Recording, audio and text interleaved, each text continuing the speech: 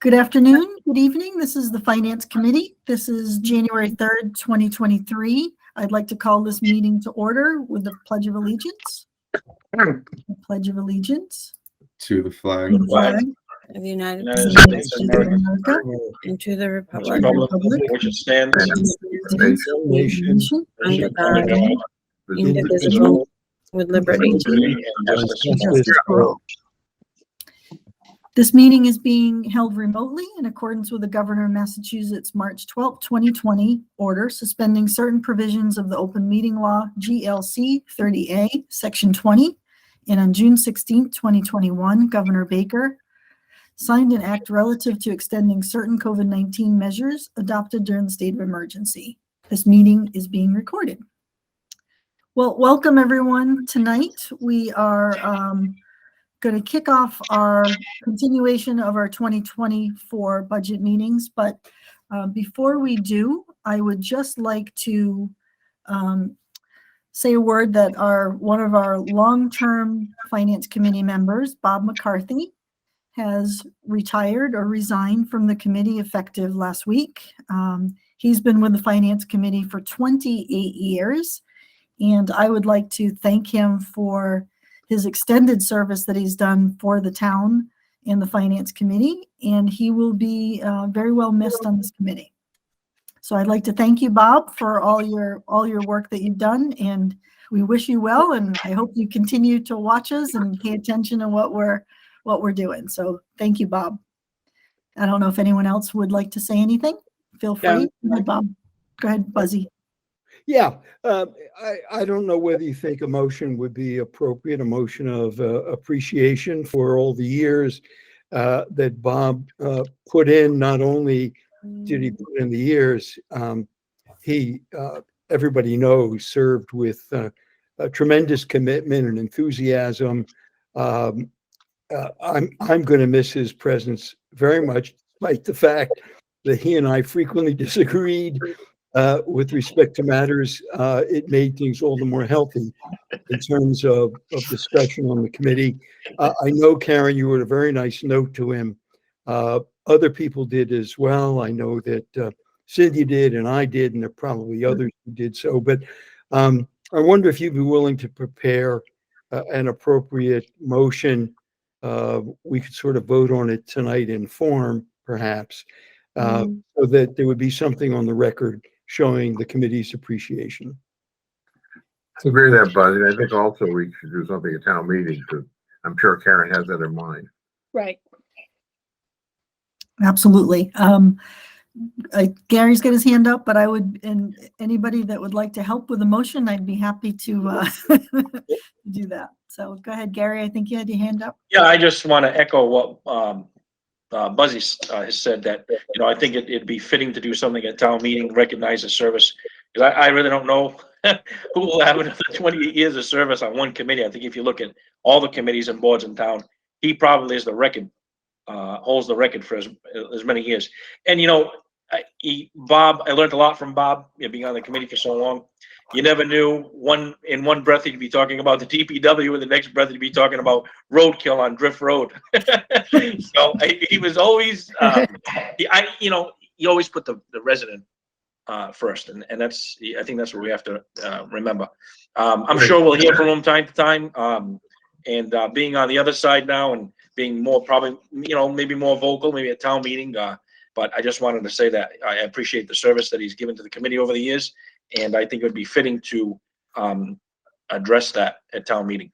Kerry, I can tell you, I'm sure I always hear from him, because we usually have lunch on Saturdays. You can be the liaison. Just showing that you're quite right at the time. Jack McDermott, I think, served 22 years as an assessor. So yeah, a lot of continuity around here. Yeah. So I would support a motion. I don't know if somebody's made the motion, but I don't know, Buzzy. You're muted, Buzzy. Yeah, why don't we hear from other people and then decide what the motion might be? The motion could be just that we ask the select board to honor him, which I think they would have done anyway. Town meeting, I'm not sure whether it's appropriate at town meeting. What do you think, Hugh?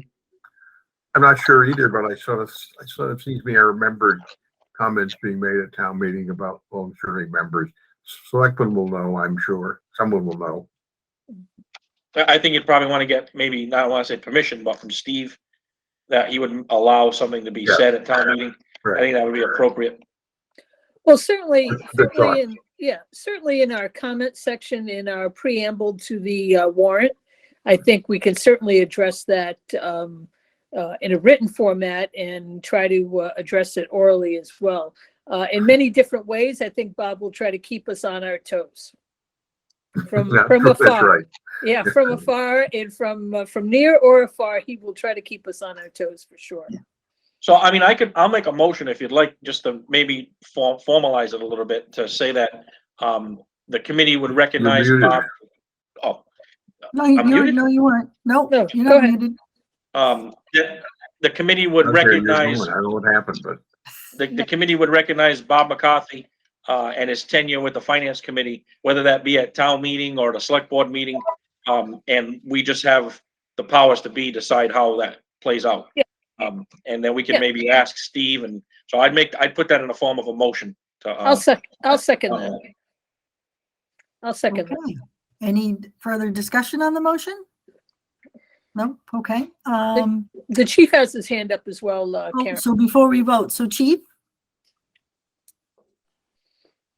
Good evening. I'm not a committee member. I would just like to recognize Bob as other a people chief hear me. officer.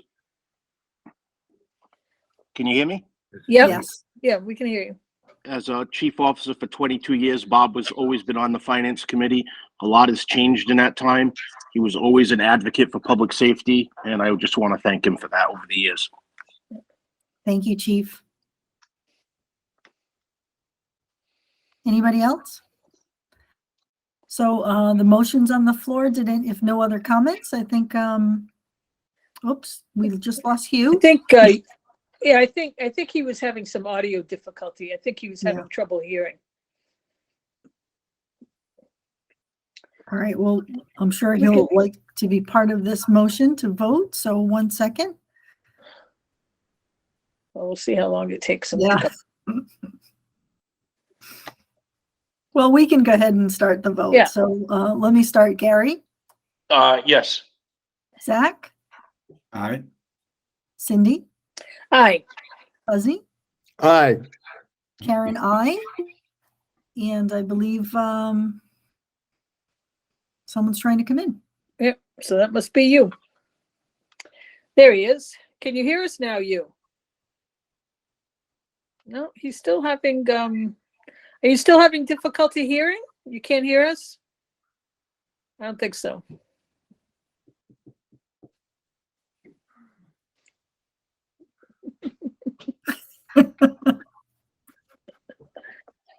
okay, I'm back. All right. Hugh, the motion's on the floor and we've all voted. We're waiting for you. I'll vote in favor. I was off because I couldn't hear anything. Right, you can hear Now us I'm now? Okay, Now I'm good. back, okay. Okay, great. Thank you. Thank you, everyone. We'll figure out the best way to honor Bob. Absolutely. So tonight we start off with our fiscal 24 continuation of our budgets. We're doing the town clerk tonight, veterans, library, and fire. I had first to do the town clerk, but I do not see the town clerk present. So why don't we start off with veterans, and Carol, you're up first. Okay, And if you could introduce yourself, and welcome to coming to the Finance Committee. We appreciate you being here. Thank you so much. thank you. So I'm Carol Freitas, the Veteran Service Officer for the town, obviously. Almost 4 years in the job already. Wow, Yeah. So, I mean, my budget is pretty simple. And my biggest expenditure is obviously veterans benefits, which I left the proposed budget the same, $350,000, even though I haven't come close to spending that over the past couple of years. But we've been in COVID for almost 3 years, and I haven't been able to do a ton of outreach. And I'm hoping to do some outreach because I think there might be some more qualified recipients out there. And I'm hesitant to reduce the budget and then need to somehow find the additional money to provide those benefits to those low-income veterans and their families. I did reduce one of the budget lines regarding veterans benefits, which is what we call the MedX budget, which is the benefits that are basically paid directly to vendors instead of to the veterans or their spouses. And I reduced that from 25 to 22,000 because I haven't spent even the 22,000 over the last few years. And then my other stuff, I pretty much left the same. It's a bare bones budget as it is. Postage is about 600, office supplies about 1,500. Some travel. I do go to travel conferences at least 3 times a year and quarterly meetings. So I do a fair amount of travel. Other stuff is minimal, $150, $125, $500 for miscellaneous, which I use to buy flags for the town, for the town hall, the cemetery, the annex, where else? The Council on Aging.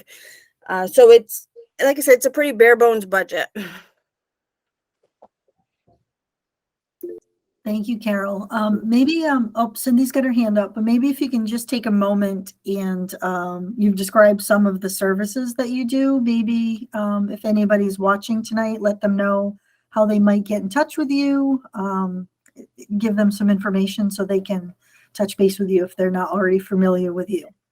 Sure. So the veterans benefits that I'm talking about, it's a state mandate. It's called Chapter 115, which is named that because that's the law, the chapter of the Massachusetts general law that governs this benefit. And it's for low-income veterans or their surviving spouses or dependent children. Right now in Westport, we have 36 clients. 7 of them are married couples, so it's really 43 people that are receiving benefits through the town. The state does reimburse 75% of what we spend out in those benefits to the town. And it's 75% because I do have to be certified in order to get the 75% reimbursement. And I just completed my 3-year recertification back in November. The other things that I do is veterans claims for disability, for VA healthcare, for pension, and a program called Aid in Attendance for veterans or their spouses, surviving spouses who need more care in the home. I do property tax exemptions for veterans. Oh my God, I don't know, I'm trying to think of everything, everything that I do. I keep busy. I do food pantries. I just did a Christmas food basket for 50 veterans and veteran families. Yeah, it's a lot. We just built the Veterans Monument in July. I don't know if everybody knows that. That was completely funded by donations. None of that was town money. It cost about a little over $20,000 to build the monument. Well, thank you. You're welcome. Thank you. Cindy, you have your hand up? Yeah, Carol answered my question partially, but how are the benefits determined? I mean, how do you determine how much a veteran would receive out of the available money? Right. So it's a calculation that's based on what they're paying out for shelter, what their income is, whether or not they're retired or if they're still working. We do a calculation to determine what is countable income based off of their wages. And that really we only have one person right now who falls in that category. So we put all of their income into the computer, what they're paying out in rent, or if they own a home, what they're paying in mortgage, interest. If they don't have a mortgage, what they're paying in property taxes, insurance, small maintenance allowance that's factored into that. And then the computer will tell us exactly what they get. And some people only qualify for what's called it's medical only, meaning that the only thing we can reimburse for them is their medical premiums, their medical co-pays. Other people, their income is lower. They qualify to get some help with paying their housing costs and their heating costs. So everything is basically determined from this calculation that we do in the web-based system. Does that answer that question? Yes, that's great. I mean, I think that it's a fabulous benefit that that you provide, and I know that you've done a lot of outreach work to capture more and more veterans that may not be aware of the town's resources that are available to them to get financial help and just emotional support that you provide to them as well. It's not just the financial support, but you're on call for them 24 hours a day. Yes, yeah. And I'm sure you get those calls that when people are just looking for some comfort. So that's great. That's great. Yeah. Thank you. I would like to mention, I did back last year, I think in April, I sent out a survey to all of the approximately 900 veterans that live in town, and basically just asking them, are you aware of this benefit and that benefit? And, and from that, I got probably about 200 responses. And there were several veterans who were 100% service connected through the VA. So they're 100% disabled, and they didn't know about the annuity from the state. So I got them signed up for that. That's a $2,000 benefit a year, tax-free. There were other veterans who did not know about the property tax exemption that they get through the town as a disabled veteran. So I got them signed up for it. So it was very beneficial to the veterans for me to send out that survey. How much is that exemption? How much is that property tax exemption? So if the veteran is between 10 and 90% service connected, it's $400 a year. And if they're 100%, it's $1,000 a year. If they require specially adapted housing, I think it's $1,500 a year. And then if it's a surviving spouse and the veteran died from a service-connected disability, it's a 100% exemption. Oh. And I think we have only about 5 or 6 in Westport right now. Thank you. You're welcome. Does anyone else have any questions for Carol?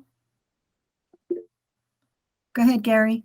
So, Carol, I know you work closely with the Dartmouth Veterans Agent here, Mhm. Matt. What reason, and I know that they've recently, well, I don't say recently, maybe in the last year or two, have found that it was beneficial to move in with the Council on Aging, and currently you're in the annex. Yes, I am. Do you feel that that would be something that would be appropriate for Westport to maybe draw in more additional resources to have that? I mean, I'm not trying to put you on the spot. I'm just seeing. No. It's a good question. So right now I go to the Council on Aging 1 day a month for 2 hours, and I haven't really had people come over and meet with me, but I do get a lot of referrals from the Council on Aging. So there's a lot of phone calls and email back and forth where they need documentation. So I think it actually would be beneficial if I was there, because then if they need paperwork from me on one of the veterans, I can just run it down to their office and not have to email it. Or, I definitely think it would be. And I refer a lot of people to them too. And then I can just go down and say, this is what they need. Can you help them? Can we set up an appointment? A lot of times. I mean, as you know, Matt was here and isolated in the, I don't want to say isolated, but he was alone in the town hall, and we found it beneficial that, let's try it out. Let's see how it works. And I think that, and I'm not speaking for Matt, obviously, but it's gotten to be where we're actually getting more response because there's the connection there with the well, we don't want to say elder. It's not really a Council on Aging anymore. They call it like not senior center. It's they don't want to call it. They don't want to say senior center. So I think it's beneficial. I mean, it may be something that we want to look at or explore to draw on both resources. Council on Aging is very rich in what they do for the community, and so is the Veterans Agent. And I think that both one and the same when it comes to trying to give benefits to people. Yeah, I would have absolutely no problem if I was at the Council on Aging. I think it would be better for both of them and for me. Yeah, we'd have to talk to Jim and talk to Bev and see if that's even feasible. But I think it's worked for us, and I think it would be beneficial for Westport too. Okay. I don't see any other hands up at the moment. Thanks, Gary. Any other questions for Carol? Well, Carol, thank you so much for coming in. I appreciate your coming in tonight, and thank you for all that you do for Westport and the veterans. So thank you so much. Thank you very much. Have a good night. All right, thank you. All Thanks. right, thank you. Bye-bye. The next budget we'll be talking about is the library. And I believe I saw, there he is, George Ripley. Hi. How are you? I'm doing okay. I'm coming off that cold that's been going around, so I'm having a little bit of problems hearing, but it's my own ears, not the technology, as far as I know. All right. Well, I'm glad then we're remote so we don't catch your cold or whatever you got. Okay, not catching it. Well, thank you for coming tonight, and feel free to introduce yourself and let us know what's happening with the library and your budget. So my name is George Ripley. I'm the director at the Westport Free Public Library. We've been here for, I think we're about to hit 2 years. So it's been a fast time. And before we get started, I just want to say I've been very impressed with everyone's hand raising in this meeting. I've never seen a committee actually get that down so pat. So I just wanted to say, good job, everyone. I'm very impressed. So here at the Westport Free Public Library, we continue to strive to meet the literary and information needs of all the residents of the town in an ever-changing landscape. Different reading styles keep us on our toes as we see a large number of people moving to digital books, access for free with their library cards, while also seeing increases in physical books being taken out too. In the first 5 months of fiscal year 23, we have seen an increase in our monthly circulation compared to the first 5 months of 22 of 1,000 items. Corresponding with that, we have also conducted 188 one-on-one technology help sessions to help people learn either to set up an e-reader or how to use our computers we have here at the library. Public access to the internet is becoming even more vital as more and more companies shift to requiring job applications to be submitted online. We also see increases in community groups looking to use our meeting room space as people yearn for the social interaction that they've had to go years without because of the COVID.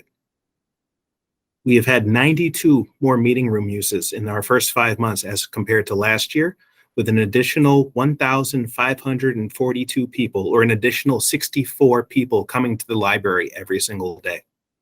This number translates to an average of 176 people visiting the library each day. And obviously that goes up during the summer months. Adjusting to an increase in varied workload can be a challenge, but the fantastic staff here has shown themselves to be more than capable of rising to fulfill the literary, technological, educational, and informational needs of our residents, thanks to the continuing support of the town and the recognition of the vital services that the library offers.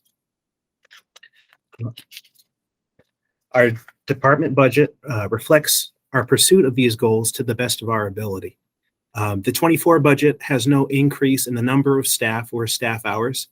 The last 2 years, we have been using state aid grant to fund an increase in work hours for our principal clerk positions.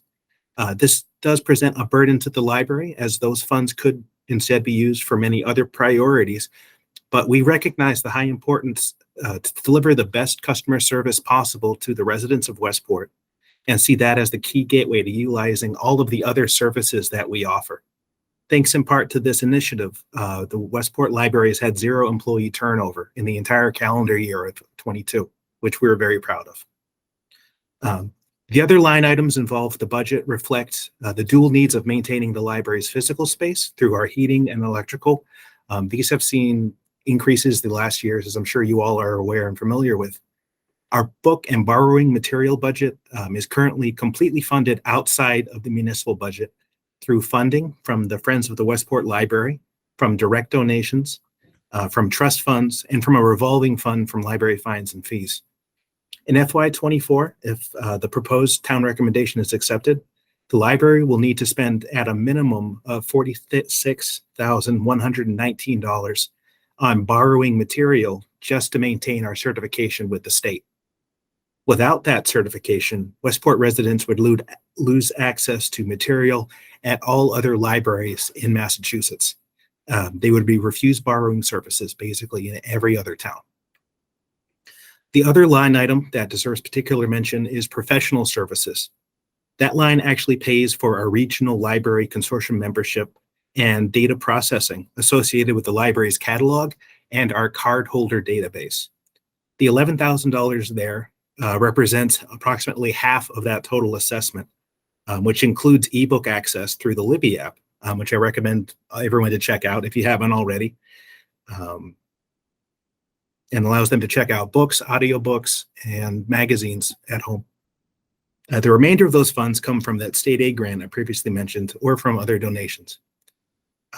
Similarly, completely funded by donations is our programming and performance budget, primarily sponsored by the Friends of the Westport Library, but we also receive support from the Westport Cultural Council and the Phillips Snyder Foundation for our programs. We strive to offer artistic and literary programming to enrich people's lives and inspire everyone who visits our library. Thank you for your continuing support, and that's what I got. Sorry if I got a little wordy. No, that was great. Thank you so much for that presentation. It's great to see people coming back to the library and starting to use the space. So that's encouraging. So that's great. And congratulations on not losing any employees. That's a big task amongst itself with our economy and people looking for work and having work. So congratulations on that. Thank you. Yeah, I'm very proud of that. Yeah, absolutely. So George, I had a quick question. There's two hands up, but let me just ask you a quick question on your budget. Yes, ma'am. You had one line item that's the clerk part-time, and it looks like you made a request to increase your budget from the fiscal 23 approved budget of 67,000. You had asked for a request of 87,720, and it looks as though the town administrator backed it back down to 70,000. So can you just talk about that a little bit? Sure. That was the excuse me. That was the state aid I mentioned in my introductory remarks.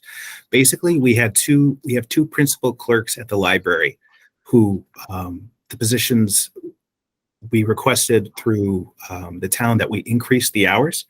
One went from, if I remember right, it went from 20 and 25 hours respectively to 40 and 32 hours, with the understanding that if the town couldn't afford to pay for the increase in hours, we could make up the difference with our state aid grant award.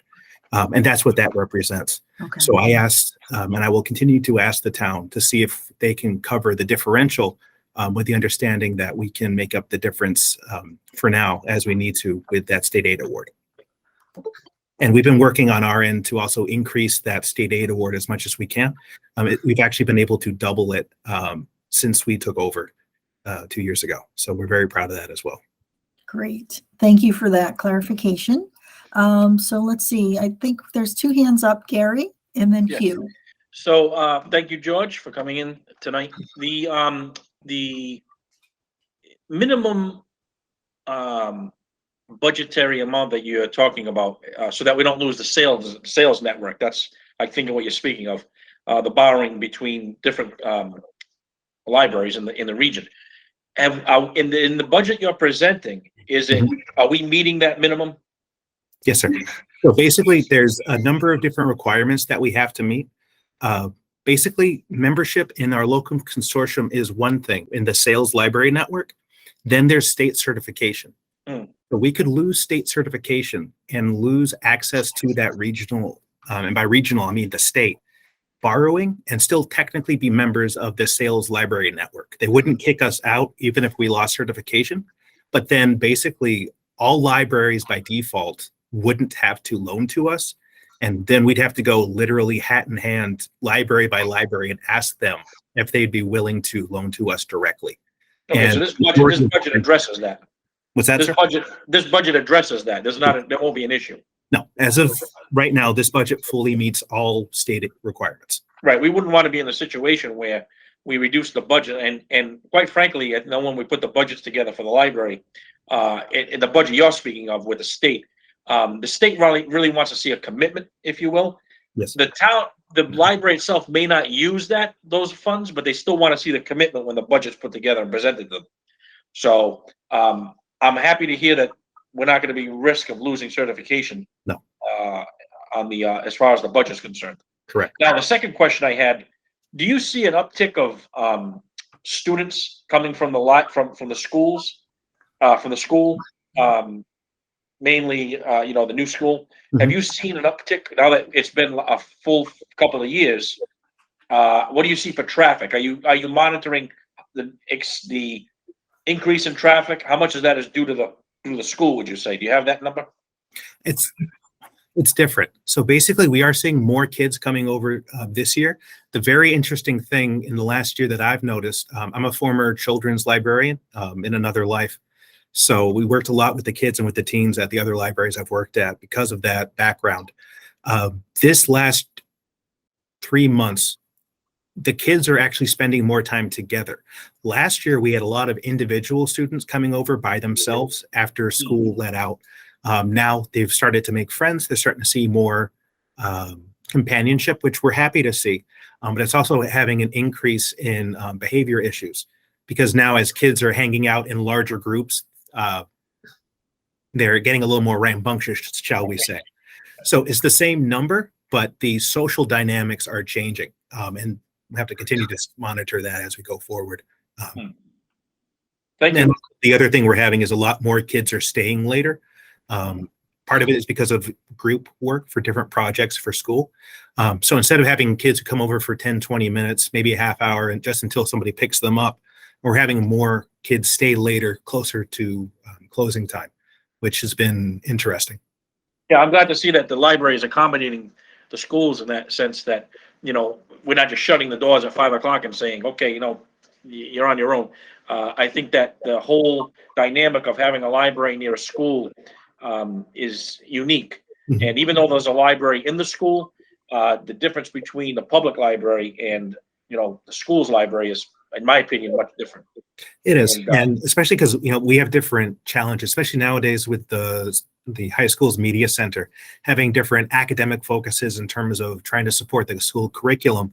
There's more general works that we're more suited to, I guess you could say, which is kind of fun because the school's media literacy specialist actually went to UMass with him, so we have a very good working relationship because of that.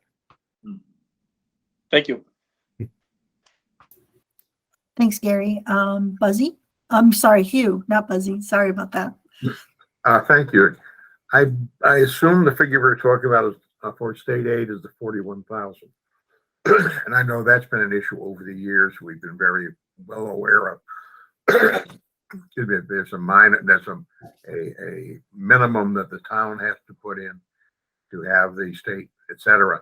But I assume that's simply fungible money, right? You can spend that for any you want, or is it restricted to certain things?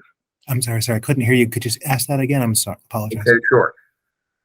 The state aid is important. We've had that over the years as something that we had to be cautious about. Mhm. But I think it's simply money, or that might mean that money is fungible, or is there some kind of restriction about what you can spend it for?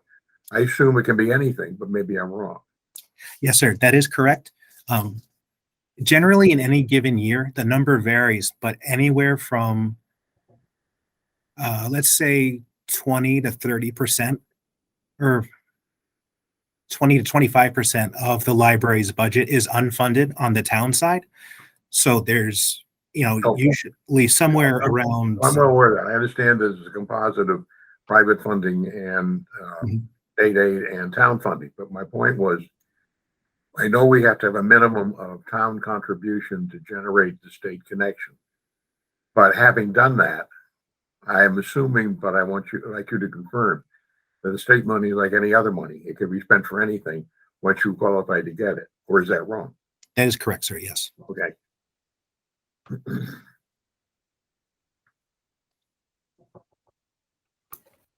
Thank you. Does anyone else have any questions?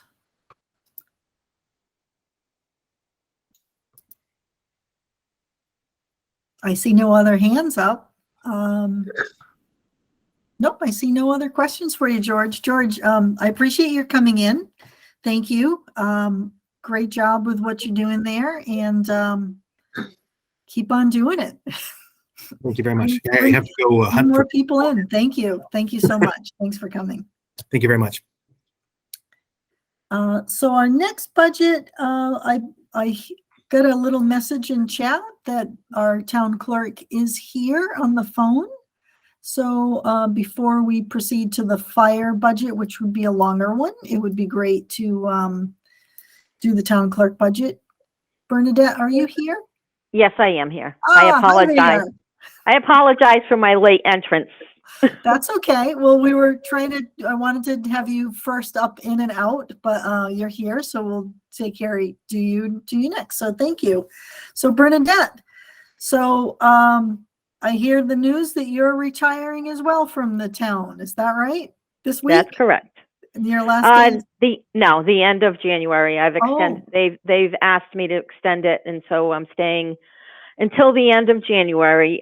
We just had a new employee start in the assistant town clerk's position today. So I'm hoping that will work out, and I couldn't just leave at the end of this week knowing she's brand new. And so I've extended to the end of the month, and we'll see how it goes. Hopefully Thank it you. will go well. Yeah. How long have you been with the town?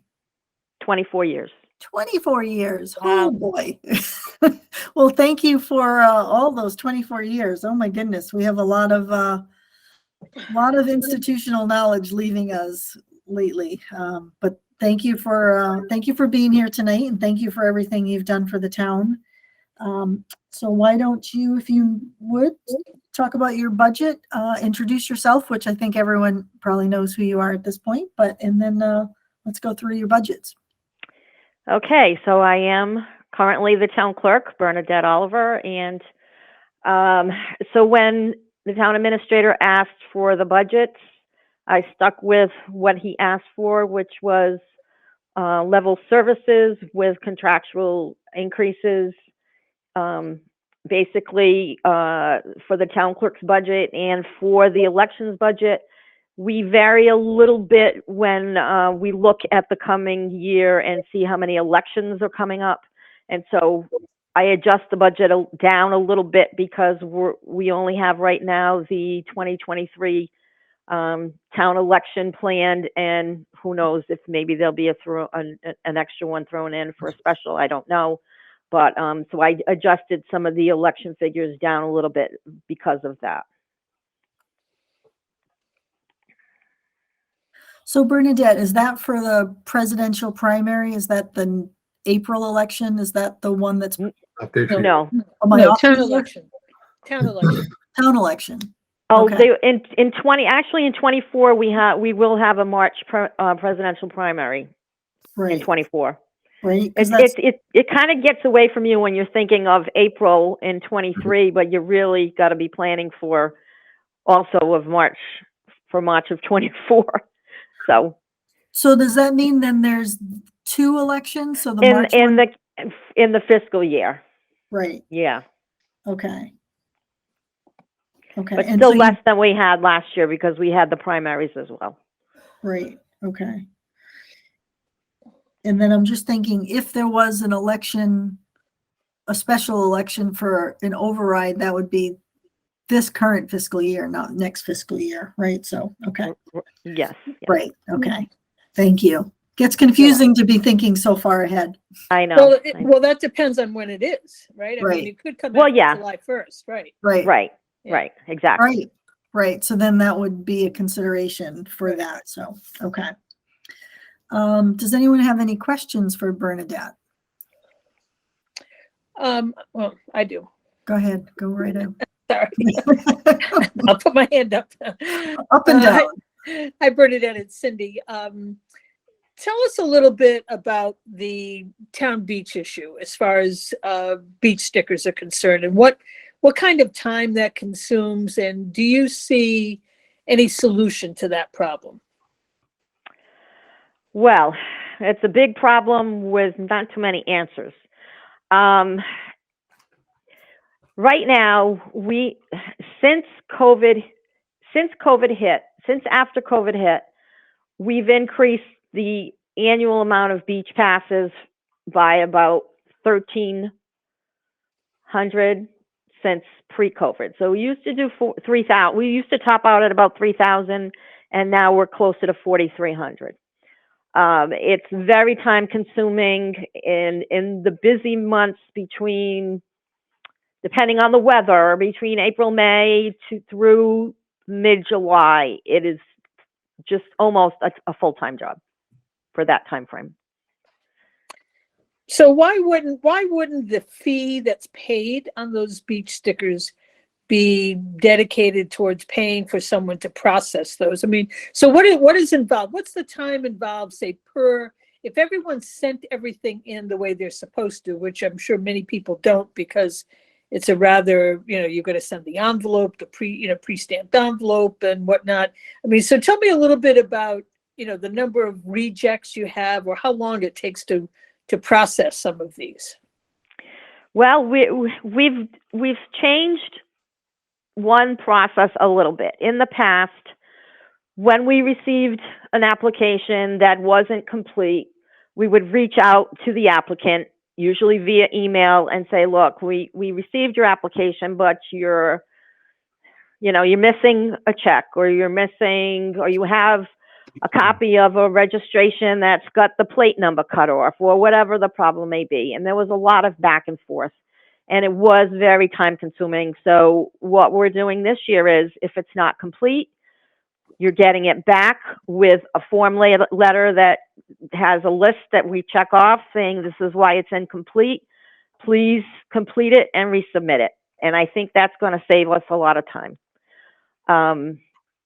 How many? It's hard to say. It changes once we hit the census season, because right now the census isn't out to people yet. So we're going by make sure that they are on the 2022 census.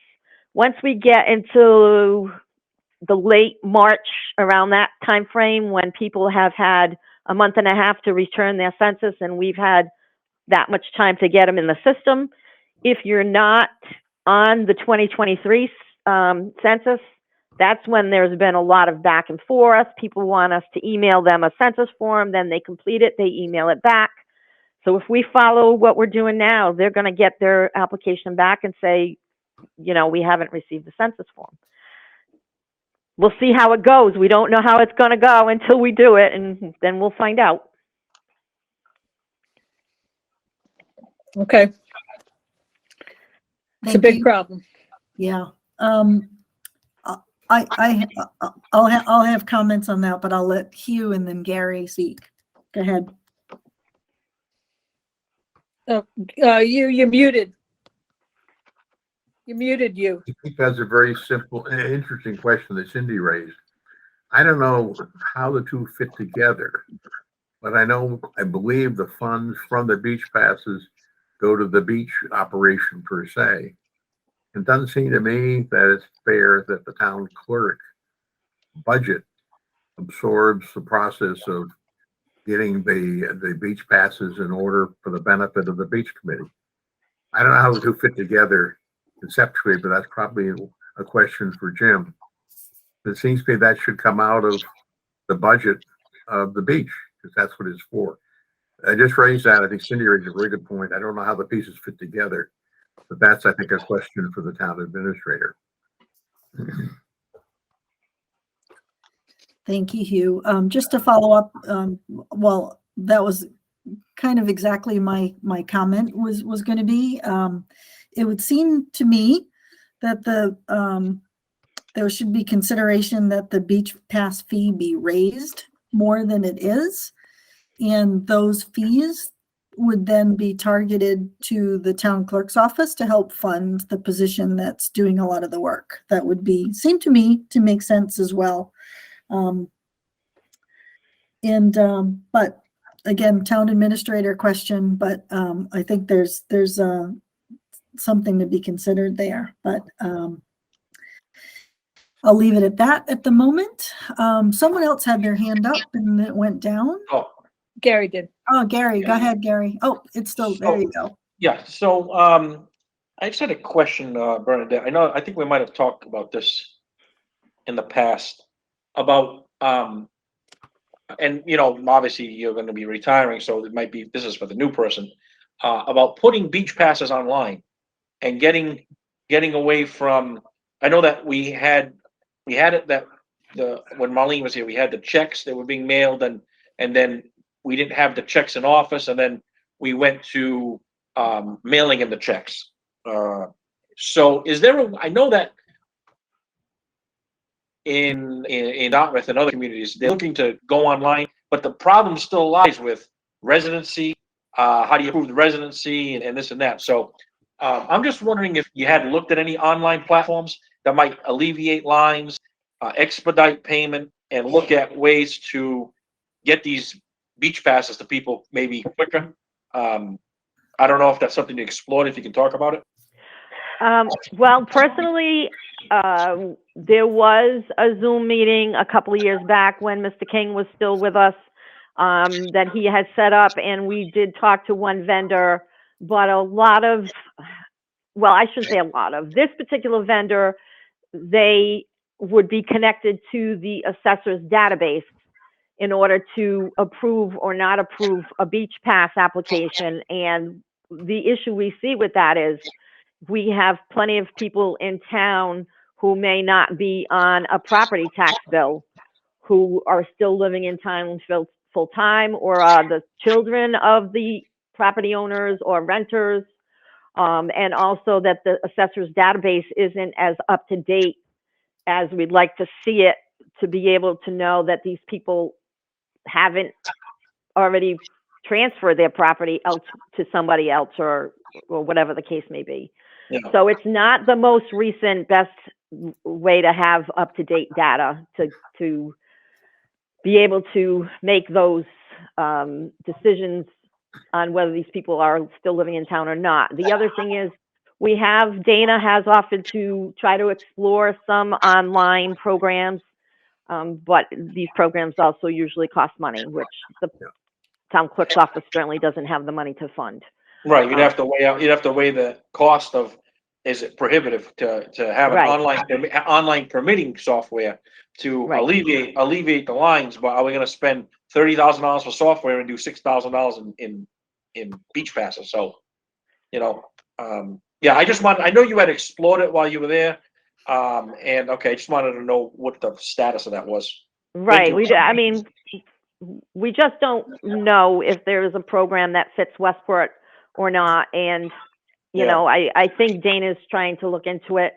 But I'm not sure how far she's gotten with it at this point. Yeah, I think it might be a whole package, like it might not just include it might just not include beach, it might be building, health, maybe the whole suite, you know, and Yes. what is that gonna cost? That could cost 60,000, who knows, you know? But, all right, thank you. You're welcome. Hugh, go ahead.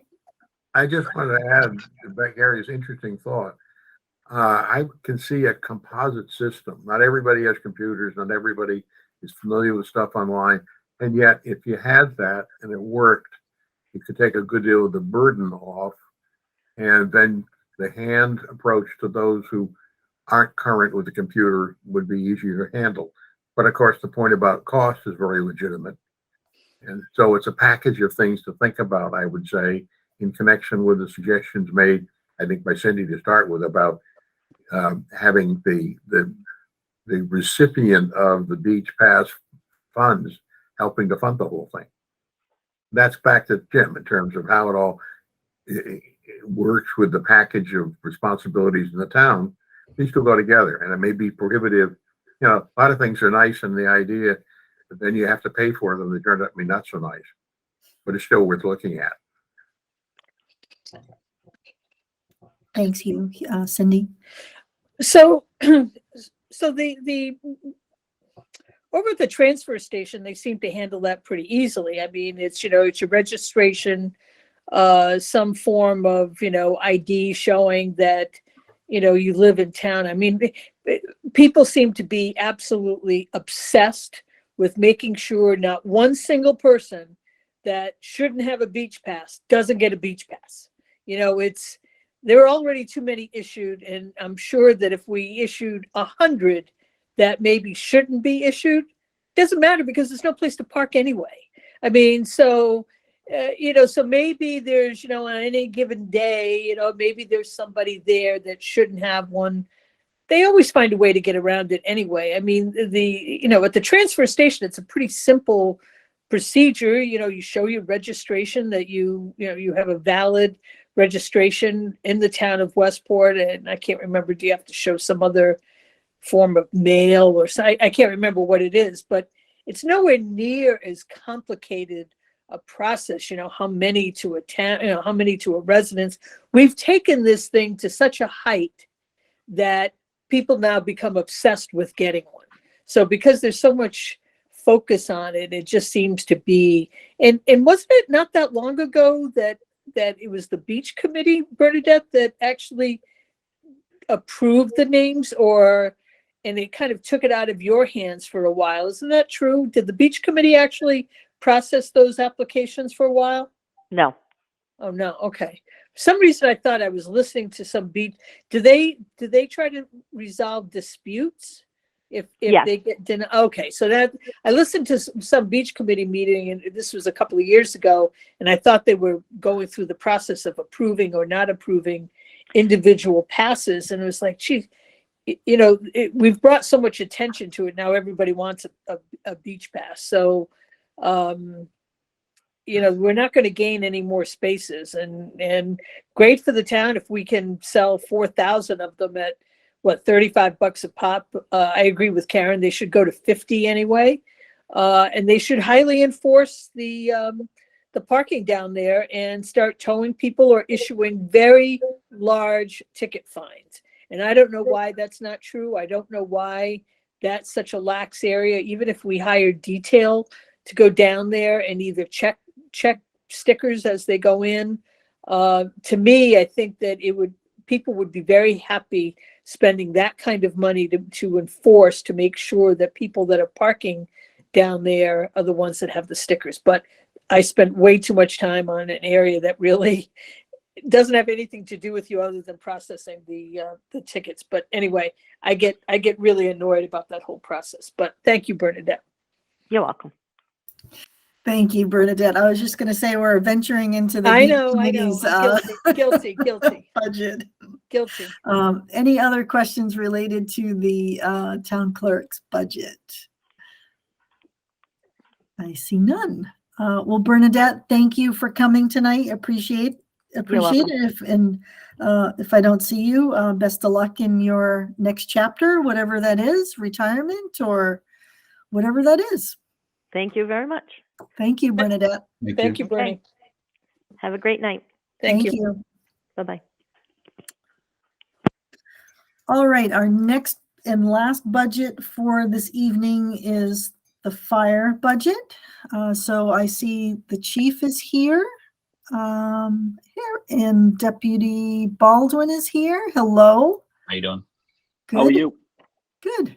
Thank you. Well, welcome for coming tonight. Appreciate it. If you could introduce yourselves and talk a little bit about your budget for tonight. Sure. My name is Chief Brian Legenda from the Fire Department. With me is Deputy Dan Baldwin from the Fire Department, who actually is the one who put this budget together this year. But basically, like all years in the past, we have a detailed letter that goes line by line on how the budget has changed, whether the request is increased or the request is decreased. It is a level service budget as requested for FY24, which basically just provides for collective bargaining increases throughout the life of the collective bargaining agreement to meet the fiscal year requirements. In our expense line, we did have some increases where it represents the increased actual costs of, for example, vehicle repair. Our gas and diesel line has increased, obviously, because the fuel prices were so high. We were in the red last year with that. Everything else, there are a couple decreases in the expense line, which would be online services and telephone, which we had a decrease last year in what our expenses were, so we represented that in this year's budget.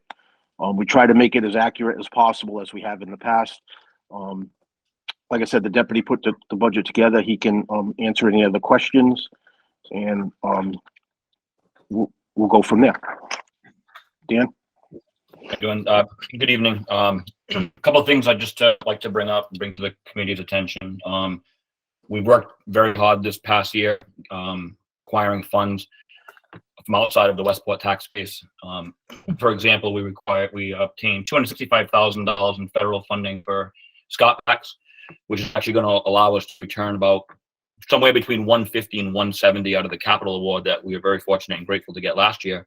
The capital award came to us several months after the town meeting voted in favor of that capital request that we had. So we got 265,000 there. We got 25,000 federal funding for a power load system. We've taken advantage of the ARPA funding. We acquired 350,000 in Bristol County ARPA funding, replacing over $100,000 worth of SUVs. And we also received $70,000 for a new plow truck. That's been a capital request. All of those numbers I just mentioned total right around $850,000, and that is not coming from the Westport taxpayer. That is outside of the Westport taxpayer and the operating budget. Items like the SUVs and the plow trucks, I foresee those lasting us 7-10 years, if not longer. The vehicles we're replacing now are 23 years of age. We have clearly demonstrated our preventative maintenance and our ability to extend the life of our vehicles. Again, replacing vehicles that are 1999. 200,000 miles. So I believe these vehicles are going to be garaged, well-maintained. We work well with local mechanics and vendors. We're very much up to date on our preventative maintenance. We have one certified diesel mechanic in-house, and we have all of our guys have a number of skills and trades. They're very well versed in things other than being firefighters and paramedics, which is extremely helpful. So I have two firefighters in particular. One's a lieutenant, one's a firefighter that are very much in tune with the vehicle's needs, and they help me kind of schedule maintenance appropriately. They ensure the jobs are in fact actually done once complete, and so that's really helped. These numbers would come out of the operating budget. So that's to me this is huge, the amount of money that we've been able to acquire and set us up really for the future. We received the $19,000 gear grant to replace structural firefighting gear, which only has a lifespan of 10 years, and then it has to be replaced. We do replace some of that out of the operating budget. We developed a really nice replacement schedule, which is working out very well. This $19,000 certainly helps to offset that cost. And we also have a radio grant pending for around $9,000. AFG grants opened up again in January, and we're going to work very hard again, putting a list together of some items that we need, and we'll be applying again. Extremely competitive. They had $2.1 billion in requests, and they only awarded $414,000. They had 8,200 applications, and 75% of those get rejected. So we were very, very fortunate to get those AFG grant awards. As far as the expenses go, the chief touched on that. There are some things just we can't control. The cost of fuel rose dramatically. We have consolidated our response with our apparatus, which in turn saves fuel. But the bottom line is, we are emergency services. We do need to make sure we have the appropriate trucks, but we've taken a good look at our response model. We've made just a couple of slight changes, which, these are big trucks we're talking about, fire apparatus, the ambulances. So any fuel that we can save is huge. DEF fluid was a big expense for us. We're now buying it in 55-gallon drums. They're kind of minimal, savings, but when you group it all together at the end of a fiscal year, it really saves quite a bit of money. And our members as well. Just this past week, we had a firefighter that drove 6 a.m. in the morning to Walpole to get a coolant reservoir for one of our ambulances. And by 9 a.m., he had it back in service. We were going to be out. We were going to be down to one ambulance for a holiday weekend. We've done 32 or 33 runs since midnight on January 1st. So just our members stepping up has helped, offset costs tremendously. They continue to do that. We appreciate it. Excuse me. I really wanted to put together some data for everybody, with regards to our ongoing request for 6-person shifts. We're grateful to the Finance Committee and the Selectmen and Town Administrator and the taxpayers for giving us the funding 1 or 2 years ago now for six person. So we do have one shift that runs at 6. The other 3 shifts run at 5 firefighters with a 4-person minimum.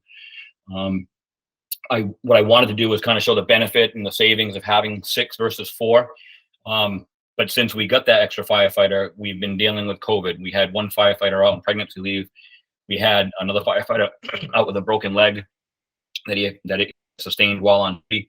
He was out for 9 months. So when I tried to gather the data and only having one 6-person shift, and I tried to compare it with the other 5-person shifts with varying seniority, it was very difficult for me to show cost savings. And I'd love to be able to do that. It just, I started to do it. And as I was starting to put my spreadsheet together, I said, this isn't gonna produce the results that I'd really like to give you. That being said, I do want to mention that on that 6-person shift, we were able to staff 3 ambulances. We did 1,786 EMS transports this year. That's 61 above last year, which was 1,725. We answered over just under 3,200 calls for service. That's fire and EMS. About 65% of those are EMS. The other 35 is fire. And again, fire encompasses not just building fires. Our members are out right now on a carbon monoxide alarm. I can see on my computer screen here. Gas leaks, hazardous material spills, jaws of life calls, power lines down, flooding. We had some flooding due to the storm recently. We pumped up the Packwood in. So, you know, when we say fire, that means a multitude of things that we're able to do. We provided mutual aid 132 times. That was 4 more than last year. But last year we provided mutual aid, the EMS, 128 times. So those are billable calls. Unfortunately, we had to refuse mutual aid 46 times, and we received it 95. So that's a total of 141 times that we were not able to provide transport ourselves. I'm not going to sit here and say that's all because we didn't have 6-person shifts.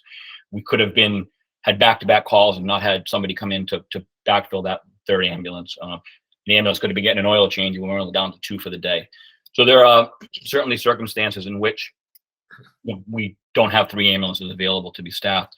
But if we did, those 141 calls, could have been handled by your Westport firefighter paramedics and created some additional revenue, which I believe is in excess of $500,000. I didn't gather that number for tonight, though I probably have it on one of my spreadsheets here.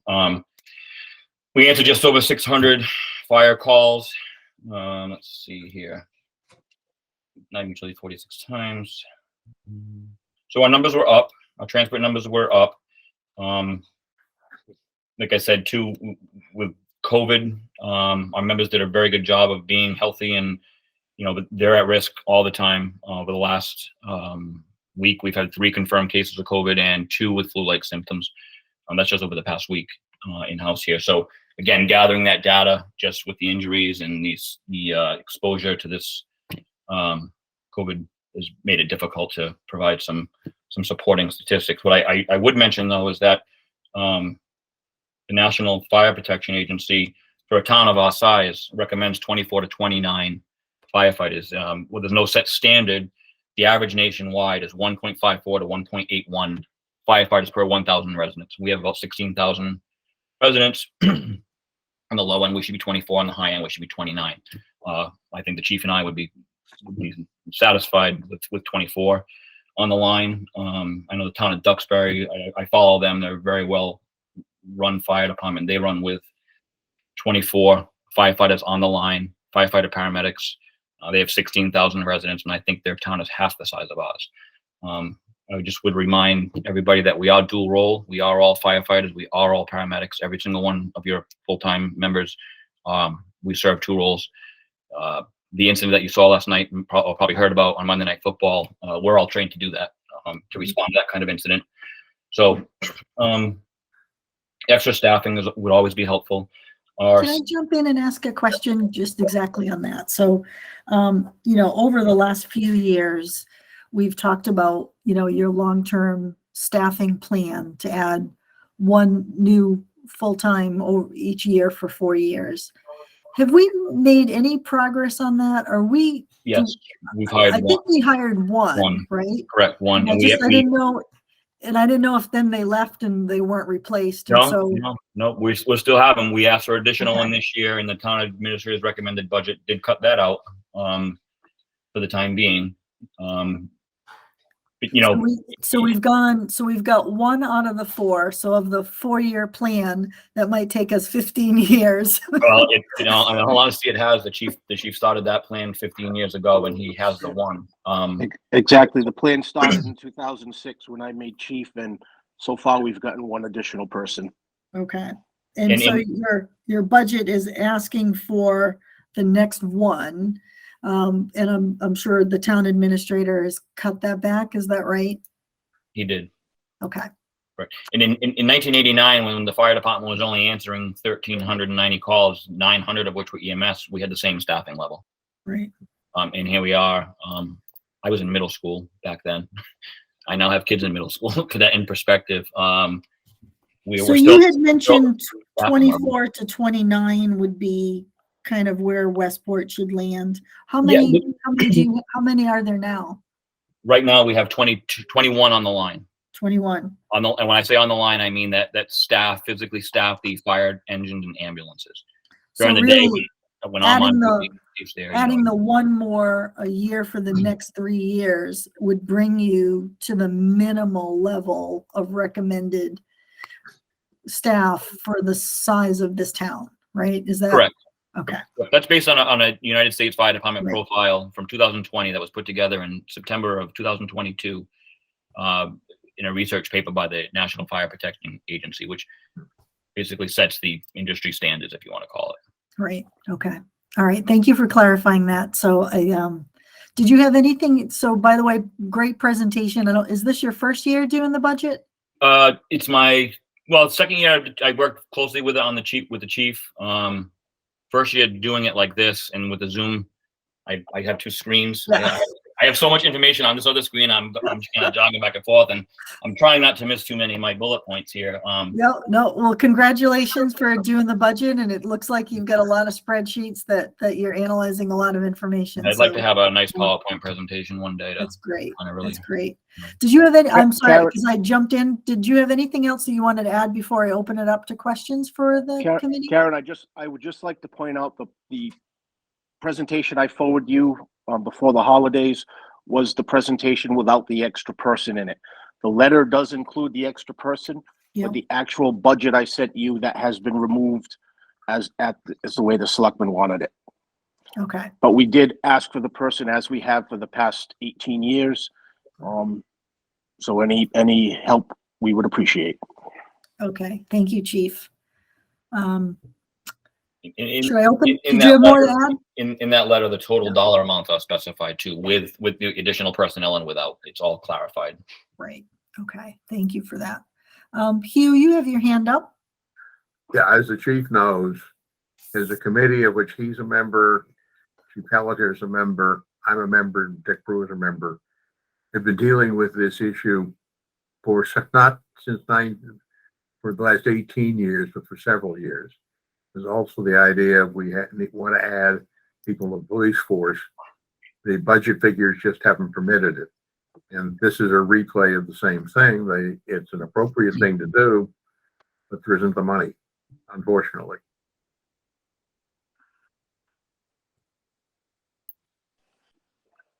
Karen, if I could also add, we Sure. talked earlier about the ambulance revenue. The ambulance revenue ending 2021, we have not calculated 2022 yet. It was 832,988 with 522,188 going to the general fund. The other deductions were basically for the ambulance detail account and the ambulance revolving account. Thank you, Chief.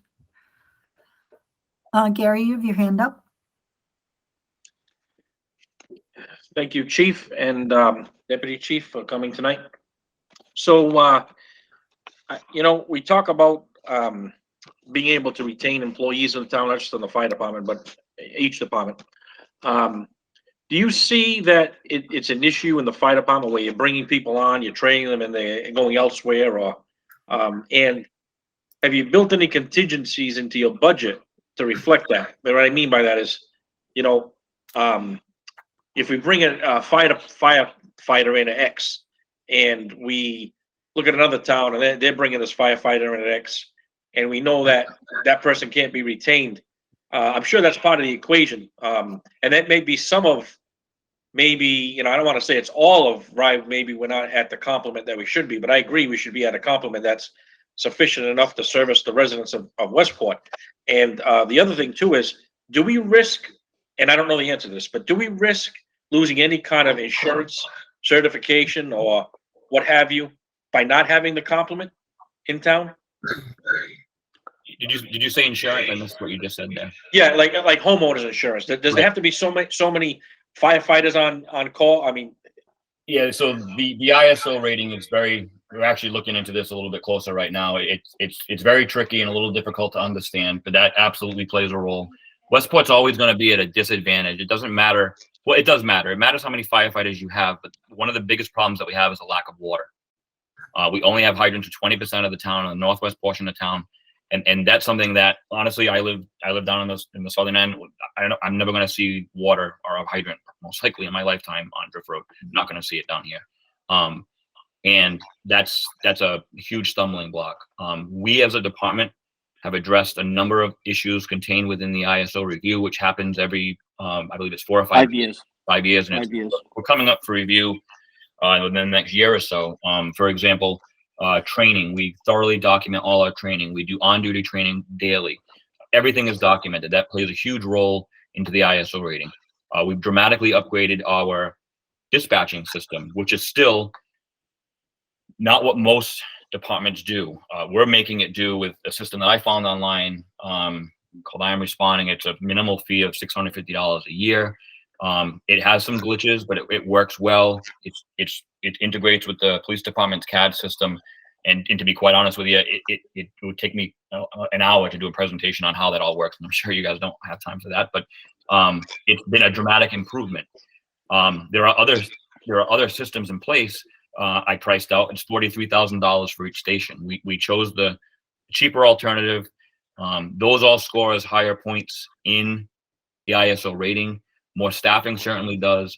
The other problem too is time travel. So we're equated to NFPA 1720, which is standard for rural communities such as ours, and we have to assemble a minimum staffing level of 6 firefighters within 14 minutes response time, 80% of the time. We can't do that unless I have group 2 out of the 4 groups, group number 2, which is my only 6-person shift. And when all 6 are there, because we have a minimum of 4, so if I have somebody on vacation or sick, we drop down to 5, maybe 4. I can't assemble 6. We're relying very heavily on off-duty members, including our call firefighters. We have about 10 call firefighters right now. They're as active as they can be. They work. There's not a lot of jobs in town to sustain a call force. I worked at Lee's Market as a second job for 23 years while I was here. I was fortunate enough when I was a callman there, I was able to leave. There's not too many businesses in town that offer that. You can't have a line cook at the back eddy run out to a fire. You can't have a couple of staff members at maybe Ace Hardware where they don't have as many employees as Lee's, where I can leave for a few hours. It's hard. Nationwide, there's a huge problem with recruitment and retention in the fire service. COVID again interrupted that because paramedic schools were closed, fire academies were closed. The level of call and volunteer firefighters nationwide, I'm just looking at statistics the other day, dropping dramatically. The labor force in general is suffering. I don't know the answer as to why, but it is. We have to be competitive with our salary. I will say we have good equipment. I think we have good managers. We have a happy force. The morale is very good.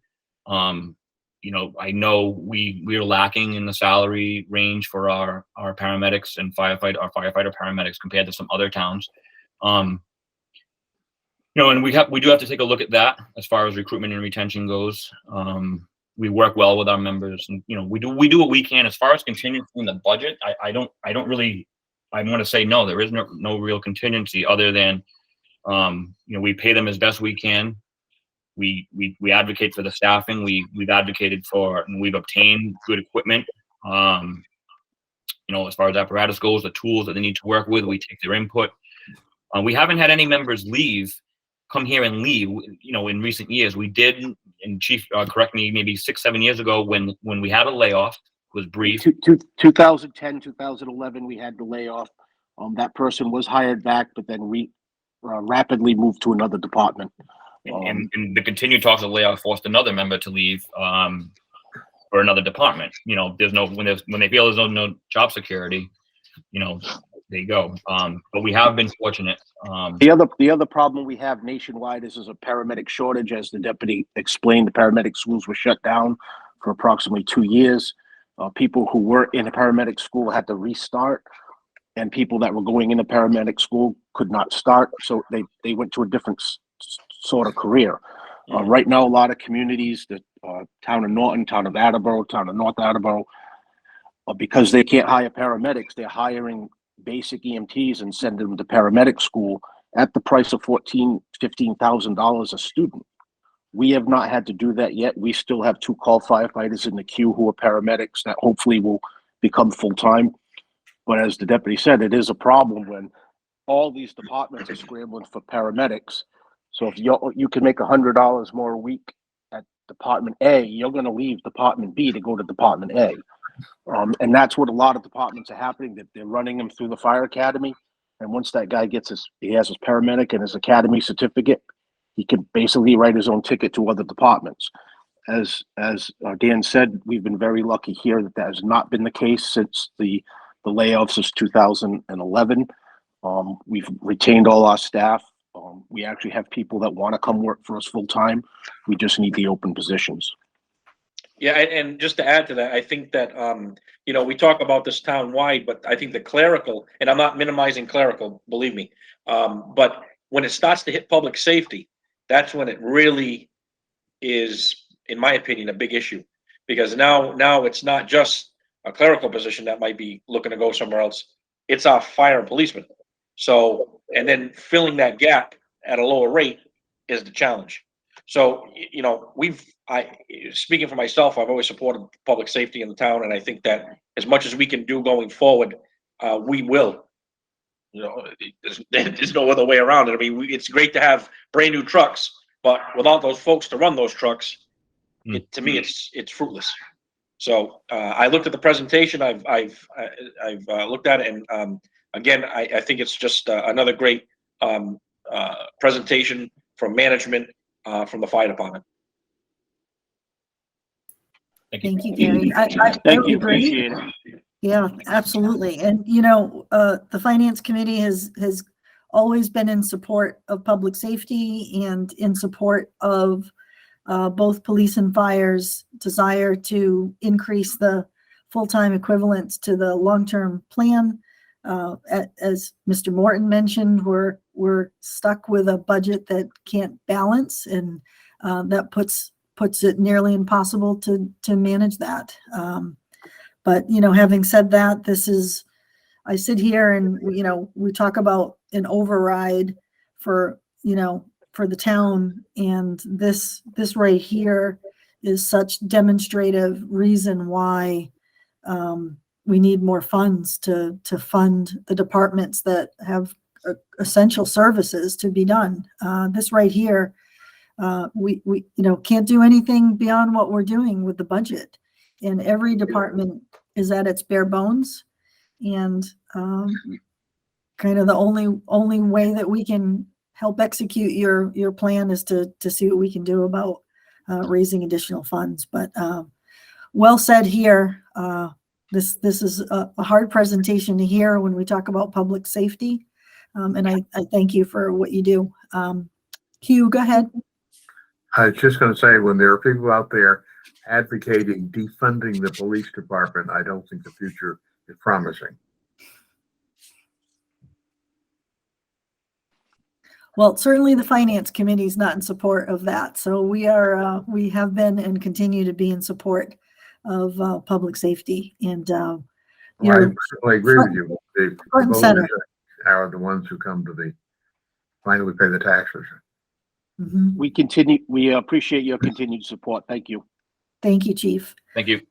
Thank you. Does anyone have any other questions, or otherwise we can let you retire and relax for the evening, or go to work, whatever you're doing tonight. Never know.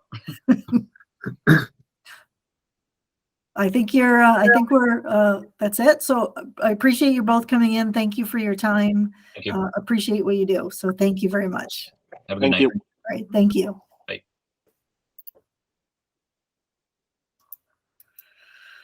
All right, so, oops, did someone say something?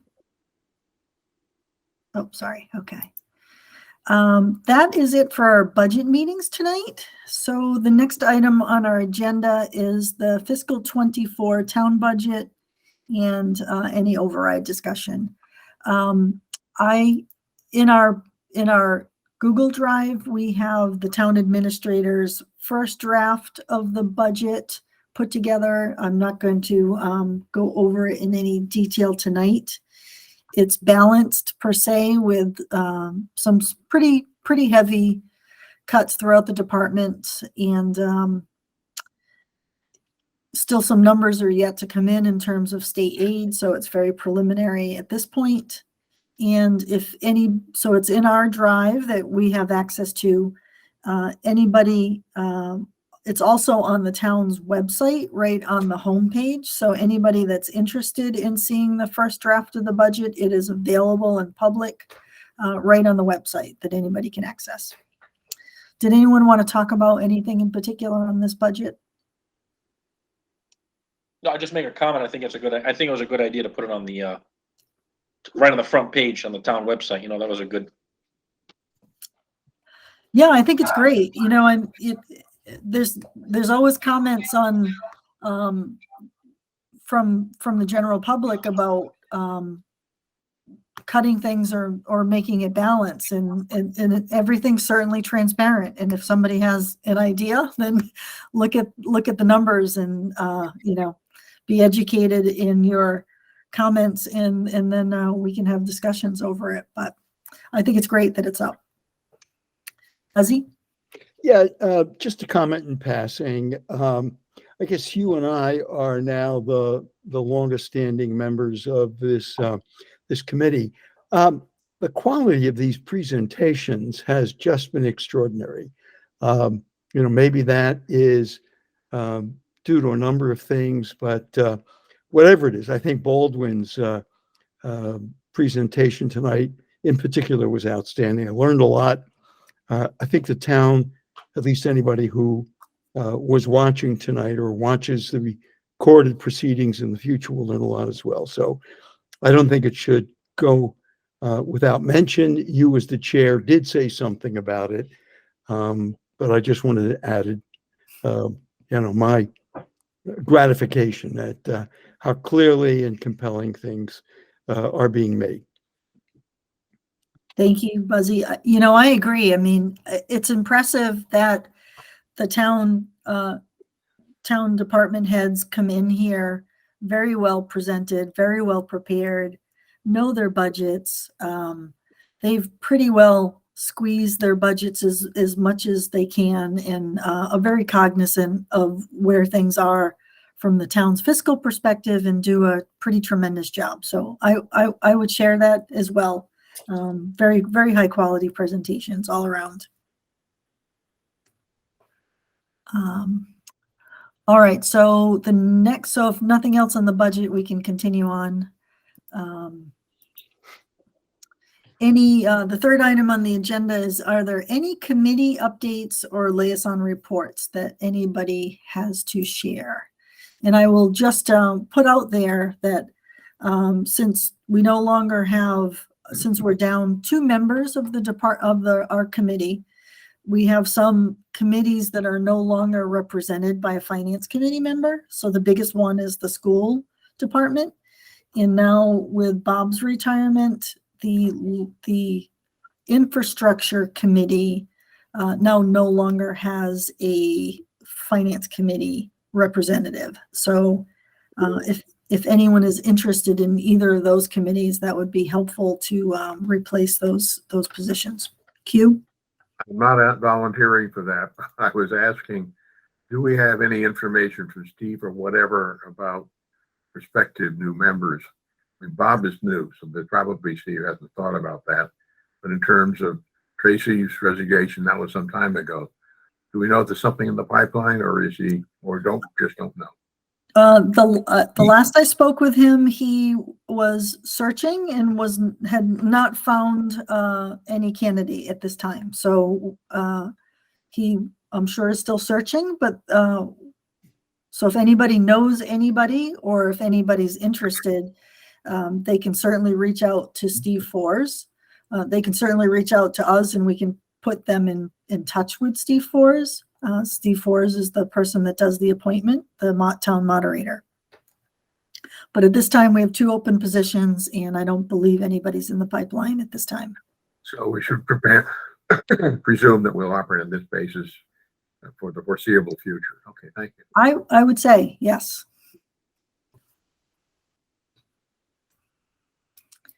Any committee updates at all? Anything to I say? would say only that I've spoken to the planning board. Their problem is the usual one, that they meet the same night that we do, but we'll work that out. I think Jim Whiten did contact, and he scheduled for the January 17th. Okay. So he's on the agenda. But thank you. If no committee updates, then we can proceed right along to the minutes of December 13th, 2022. They're in our drive. If anybody had a chance to review them. If so, if someone would like to make a motion to approve those minutes.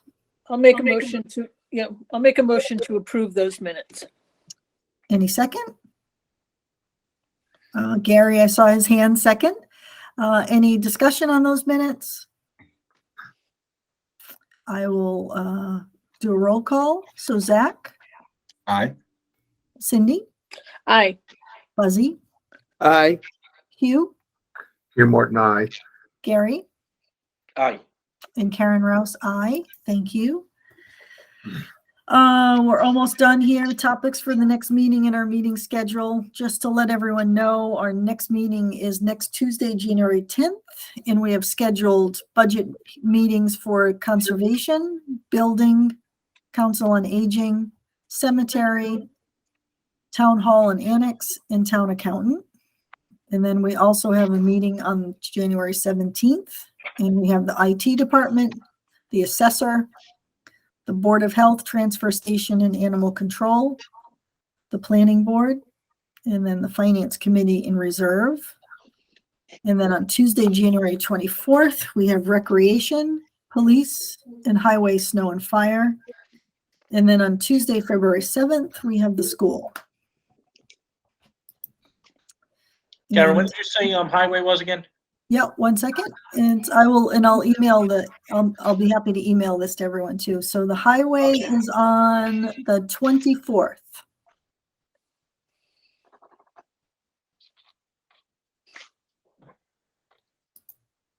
Buzzy, you have your hand up? Yeah, Karen.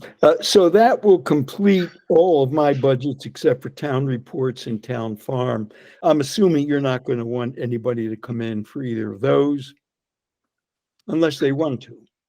Right, unless they wanted to. I think those are very small dollar budgets, but yes, if somebody wanted to come in, anybody's welcome to come in front of the Finance Committee, absolutely. All right, well, I'll let you know about that. All right, thank you.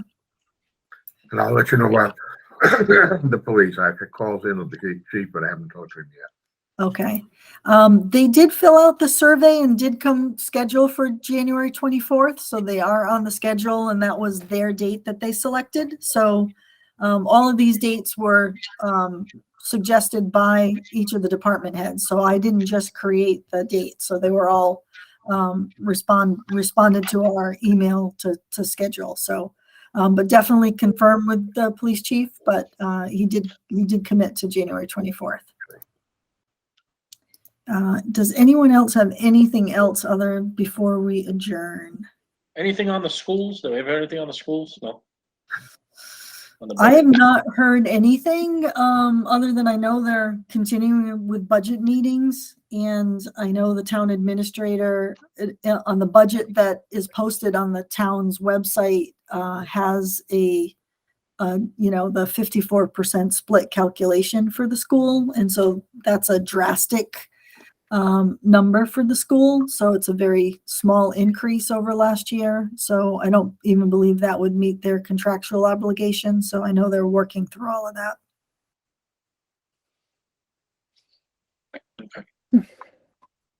but I have not spoken with anybody there, so that's what I heard from the town administrator. Okay, so if any other questions, if no other questions, Oh, motion to adjourn. any Second. second? All right, I will, Zach, Yes. Cindy, Yes. Buzzy, Yes. you, Aye. Gary, Yes. Ken Rouse. Okay, good night, everyone. See you all next week.